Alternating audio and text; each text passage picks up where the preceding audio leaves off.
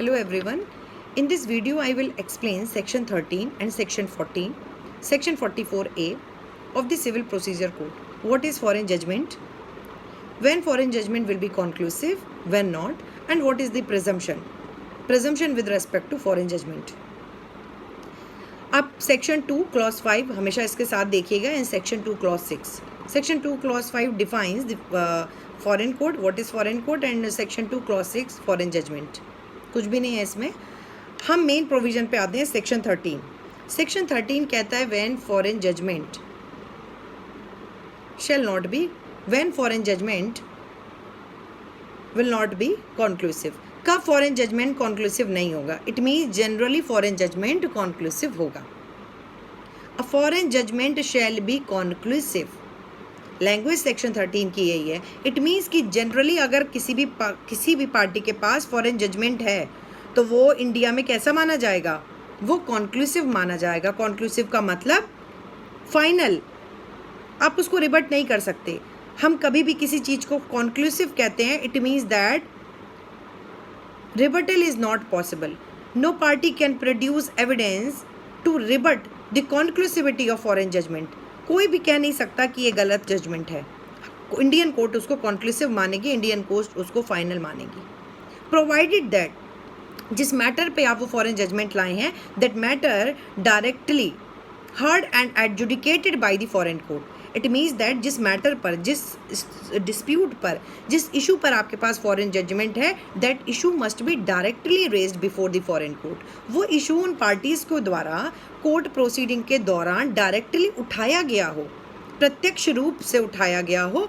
And court after examining all the evidence, all the document produced by the parties, जो भी document parties ने दिए, जो भी कुछ एविडेंस पार्टीज़ ने दिया, and after providing the adequate opportunity to both the parties, after hearing both the parties, if court finally adjudicate, finally decide those issues, then section 30 कहता है हम इशूज़ को, उन इशूज़ पे जो जजमेंट आया है, हम उस जजमेंट को क्या मानेंगे? कॉन्क्लूसिव मानेंगे, फाइनल मानेंगे. ठीक. लेकिन जब सेक्शन 13 अब देखेंगे तो उसमें कुछ 6 क्लॉज हैं, A to F. वो कहता है generally foreign judgment shall be conclusive on those issues which have been directly adjudicated between the same parties, except अगर वो A से F का कोई भी क्लॉज किसी पार्टी ने प्रूव कर दिया इंडिया में, तो फॉरेन जजमेंट कॉन्क्लूसिव नहीं होगा. ठीक. ये सेक्शन 13 कहता है कि generally foreign judgment will be conclusive, but if any of the condition given from clause A to F have been proved before the court, that then foreign judgment will not be conclusive. Suppose number 1, पहली condition ये है, if the foreign judgment was passed by the court of incompetent jurisdiction. मतलब जो foreign court ने जिस matter को decide किया है, उस फॉरेन कोर्ट को वो मैटर डिसाइड करने का, एडजुडिकेट करने का जुरिस्डिक्शन ही नहीं था. अब जुरिस्डिक्शन देखिए, हम बहुत शॉर्ट में इसको समझेंगे क्योंकि जुरिस्डिक्शन अपने आप में बहुत बड़ा टॉपिक है, लेकिन आपको समझने के लिए पता होना चाहिए. कोर्ट के पास 3 तरीके की जुरिस्डिक्शन होती हैं. कोर्ट को हमने तीन तरीके से बांटा हुआ है. टेरिटोरियल, सीमा के आधार पर हमने उसको टेरिटोरियल डिवीज़न किया जाता है ना. कि एक आपने प्रैक्टिकली भी देखा होगा अपने स्टेट में, अपने डिस्ट्रिक्ट में, कि पर्टिकुलर एरिया का मैटर इस कोर्ट में जाएगा. जो प्रैक्टिस में देखते होंगे, इस एरिया का मैटर है तो इसी कोर्ट में होगा. तो टेरिटोरियल डिवीजन कर दिया जाता है कि इस क्षेत्र का मामला इसी न्यायालय में जाएगा.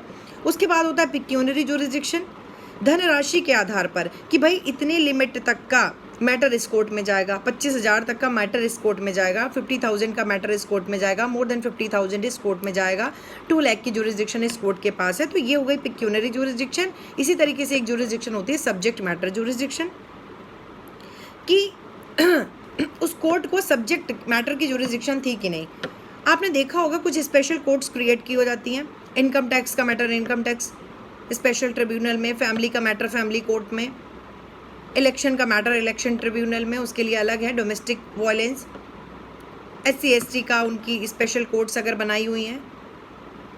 तो फैमिली का मैटर आपने इधर देखिए, इंसॉल्वेंसी के लिए इंसॉल्वेंसी कोर्ट है, एडमिरलिटी के लिए एडमिरलिटी कोर्ट है, और सिविल कोर्ट को सिविल नेचर का सूट डिसाइड करने की सब्जेक्ट मैटर जुरिसडिक्शन है। तो ये कह रहा है कि अगर जिस कोर्ट ने, फॉरेन कोर्ट ने वो मैटर डिसाइड किया है, सपोज उसको वो जुरिसडिक्शन नहीं था, मैटर आपका फैमिली मैटर था, डाइवोर्स का पिटिशन फाइल किया था फॉरेन कोर्ट में, but that petition was filed, divorce petition was filed in the revenue court. Whether the revenue court has jurisdiction to adjudicate the family dispute? नहीं, उसके पास subject matter jurisdiction नहीं है। आपने election का suit है वो normal court में डाल दिया, मोटर व्हीकल एक्सीडेंट के लिए अलग से कोर्ट है और आपने दूसरी कोर्ट में डाल दिया, जिसको कि उस सब्जेक्ट मैटर को एडजुडिकेट करने का उस कोर्ट के पास जुरिसडिक्शन ही नहीं है। अगर आपने ऐसी जगह डाल दिया तो क्या होगा, वो foreign judgment was pronounced by the court of incompetent jurisdiction, उस न्यायालय को क्षेत्राधिकार नहीं था, तो फिर foreign judgment will not be conclusive. Clause 2, if the foreign judgment was not passed on merit, अगर जो फॉरेन जजमेंट है वो मेरिट्स पे पास नहीं किया गया है। अब आपको पता होना चाहिए भाई मेरिट्स पे पास क्या होता है। जब भी कोई जजमेंट मेरिट्स पे पास होने का मतलब है court pass the judgment after considering all the documents, all the evidences produced by both the party. Court ने पूरा पर्याप्त युक्त समय दिया हो दोनों पक्षकारों को, adequate time for presenting his case, आपने पूरा समय दिया था, दोनों पक्षकारों को सुना है, और जो साक्ष्य दिए गए, जो भी एविडेंसेस प्रोड्यूस किए गए, अगर कोर्ट ने उन एविडेंसेस को ध्यान में रख के, if court pass the foreign judgment after considering all the evidences produced by both the party and judgment is based on the fact which have been duly proved before the court, then we will say that judgment is based on merit. लेकिन अगर court ने साक्ष्यों को ध्यान में ना रखा, किसी एक पक्षकार को समय ही नहीं दिया, उसको बुलाया ही नहीं मनमाने तरीके से, एक्स पार्टी प्रोसीडिंग का भी प्रोसीजर है लेकिन उसके भी कुछ रूल हैं, अगर आपने उनको भी फॉलो नहीं किया, आपने दूसरे पक्षकार को बताया ही नहीं, सम्मन ही नहीं उसको इशू किया, आपने बस एक की बात सुनी, पहले ही हियरिंग पे आपने डिसाइड कर दिया,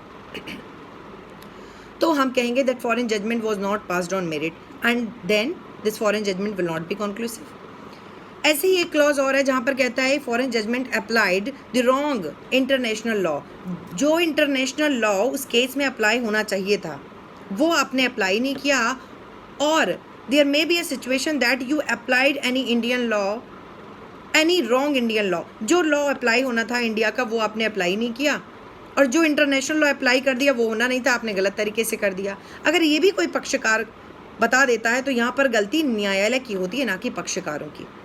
यहाँ पर कौन होता है डिफॉल्टर, यहाँ पर तो कोर्ट है, क्योंकि court applied the wrong law. Then also foreign judgment will not be conclusive. Accordingly इस तरीके से एक और क्लॉज है, if the foreign judgment was opposed to the principle of natural justice. अब आपको फिर पता होना चाहिए भाई नेचुरल प्रिंसिपल के क्या है। नेचुरल प्रिंसिपल देखिए आप, नेचुरल प्रिंसिपल क्या, not generally audi alteram partem, no person shall be condemned unheard, दोनों पक्षकारों को पूरा समय मिला हो, किसी को बिना सुने आपने जजमेंट ना पास किया हो, जज बायस्ड ना हो, किसी को एक ही बार के लिए 2 बार पनिश ना किया गया हो, इस तरीके के जो नेचुरल जो जस्टिस के प्रिंसिपल हैं। तो अगर फॉरेन जजमेंट में फॉरेन कोर्ट ने किसी भी जो नेचुरल जस्टिस के प्रिंसिपल हैं उसको इग्नोर करके जजमेंट पास किया है, then again foreign judgment will not be conclusive. Clear? ऐसे ही क्लॉज एफ है, आई थिंक यही सारे क्लॉज हैं। एक लास्ट क्लॉज है, वो कहता है कि फॉरेन जजमेंट को, जिस मैटर पे आपने फॉरेन जजमेंट किया है, जो पार्टी ने क्लेम किया था फॉरेन में, जो इंडियन पार्टी है, जो भारत का रहने वाला नागरिक है, वो फॉरेन में भी भाई रहता है, वहाँ भी उसका क्लेम बनता है कि वो फॉरेन कोर्ट में मामला कर सकता है, क्योंकि वहाँ का भी डोमिसाइल है। सपोज वो वहाँ पर रहता है और उसने क्लेम किया, but that claim which was sustained bye the foreign court, that claim was the breach of Indian law। जो क्लेम किया है वो इंडिया में सस्टेनेबल नहीं था, इंडिया में हम उसको ब्रीच मानते हैं। हिंदू मैरिज एक्ट में कोई भी हिंदू अपनी पति या पत्नी के जीवित रहते हुए 2 विवाह नहीं कर सकता। अगर आपने किया है तो पनिशेबल ऑफेंस है और उस मैरिज आपको पनिशमेंट भी मिलेगा। अब आपने 2 शादियां की और वहाँ से उसको लीगल भी करार ले लिया, ट्रिपल तलाक अब आप नहीं दे सकते, पनिशेबल है। तलाक, Muslims can A Muslim person can give divorce. Of course he can give divorce, he or she can give divorce, but जो उनका मेथड है आप उसमें आके दे सकते हैं. ट्रिपल तलाक का मेथड अब अनकॉन्स्टिट्यूशनल डिक्लेयर कर दिया है. तो आपने सपोज फॉरेन में कोई ट्रिपल तलाक पर क्लेम सस्टेन किया हुआ है और फॉरेन कोर्ट ने उस पर जजमेंट पास कर दिया, तो वो क्लेम आपने जो क्लेम सस्टेन किया वो कैसा है, वो इंडियन लॉ का ब्रीच है. तो वो क्लेम, उस क्लेम पर जो फॉरेन जजमेंट आएगा, that judgment will not be conclusive.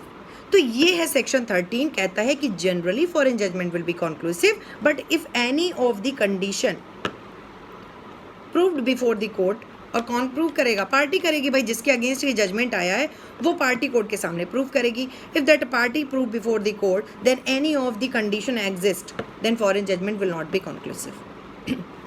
ये हो गया 13. 14 प्रिजम्पशन के बारे में कहता है.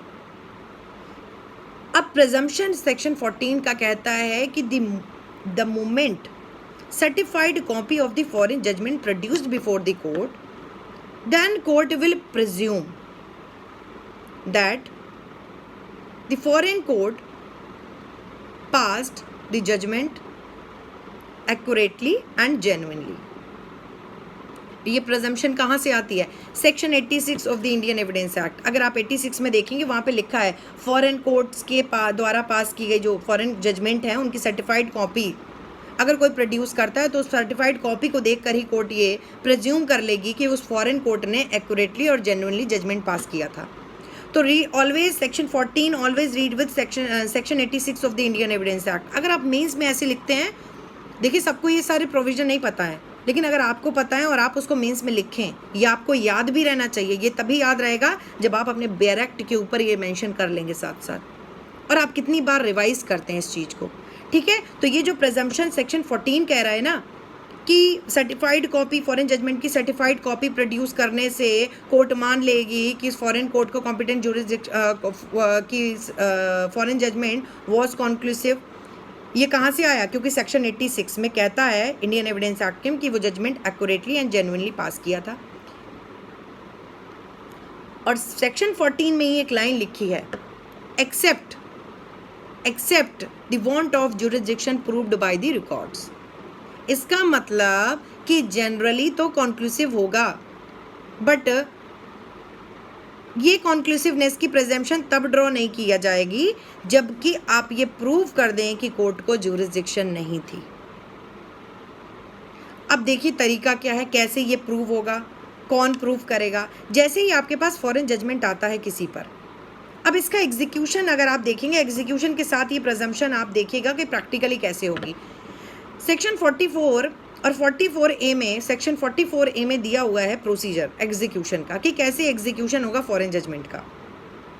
ये कहते हैं कि किसी फॉरेन कोर्ट जो कि रेसिप्रोकेटिंग कंट्री ने, कोई भी रेसिप्रोकेटिंग कंट्री है, उसने फॉरेन जजमेंट पास किया है. अब रेसिप्रोकेटिंग कंट्री क्या होती है, देखिए ये हमारी इंडिया में गवर्नमेंट ऑफिशियल गेजेट के थ्रू कुछ कंट्रीज़ को, कुछ राष्ट्रों को रेसिप्रोकेटिंग में की लिस्ट में मेंशन करती है. इसका मतलब ये होता है कि ये जो कोर्ट हमारी इस कैटेगरी में आ गए,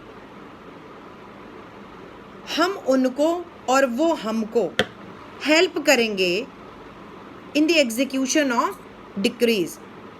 इन जो जजमेंट हमारी इंडिया की कोर्ट पास करेंगी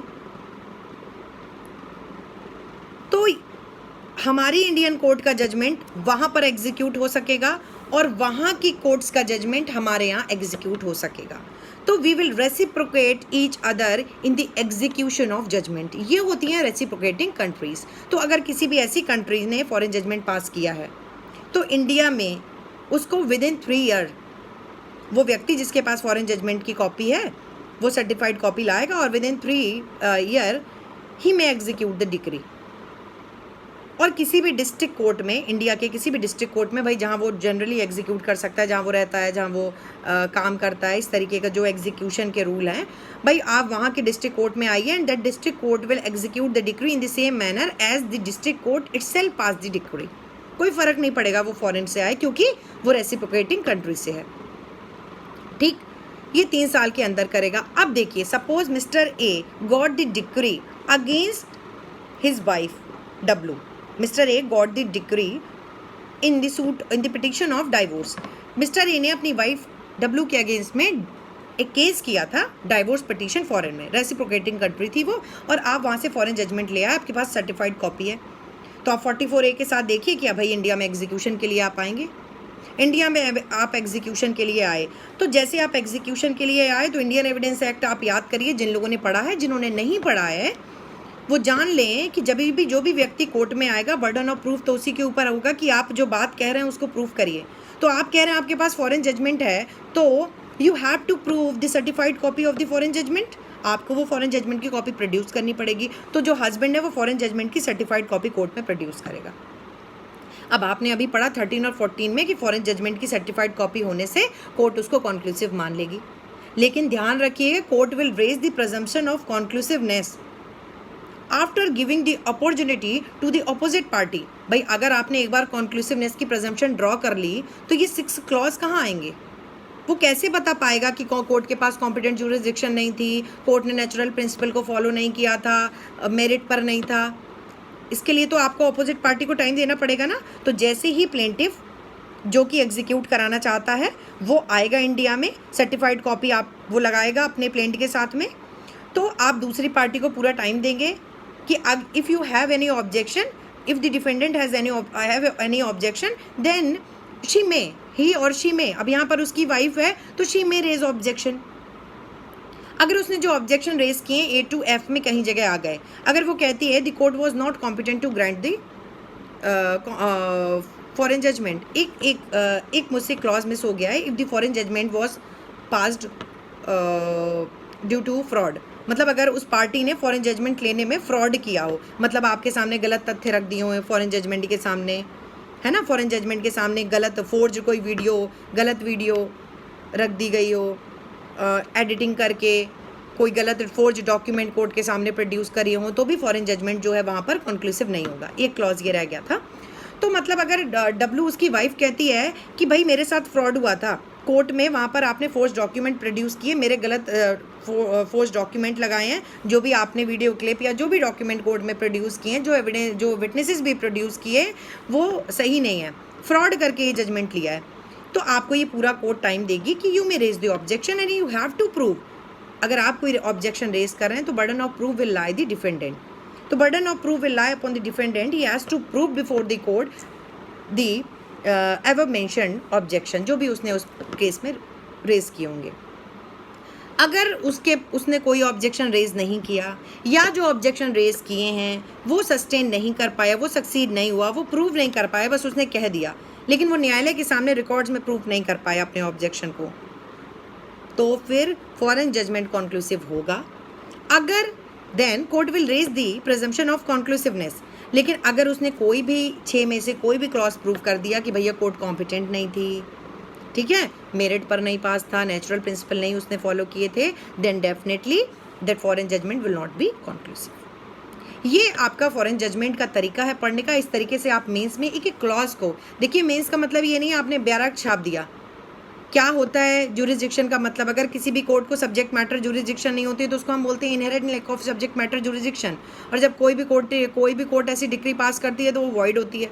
आपको ये सब पता होना चाहिए कि भाई ये ज्यूरिसडिक्शन है। मेंस में आपका आंसर कैसे बड़ा होगा? 20 मार्क्स का पूछे, आप एक एक चीज़ को बताइए कि मेरिट पे मतलब क्या होता है, फ्रॉड मतलब कैसे हो सकता है, ठीक है, प्रेजम्पशन कैसे होगा, तो बताइए। सूट इंस्टीट्यूट किया, the first burden of proof will lie upon the plaintiff, he has to prove the certified copies of the foreign judgment before the court, and he will also attach a copy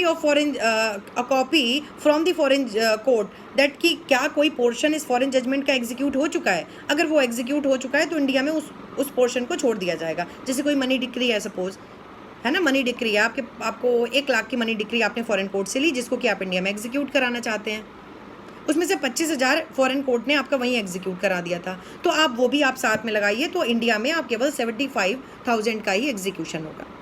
ठीक है, तो ये सारा आप elaborate ध्यान रखिएगा। 13, 14 read with section 86 of the Indian evidence act, section 44A और definition clause 2.5 and 2.6, इसके साथ आपको पूरा फॉरेन जजमेंट पढ़ना है। Thank you so much.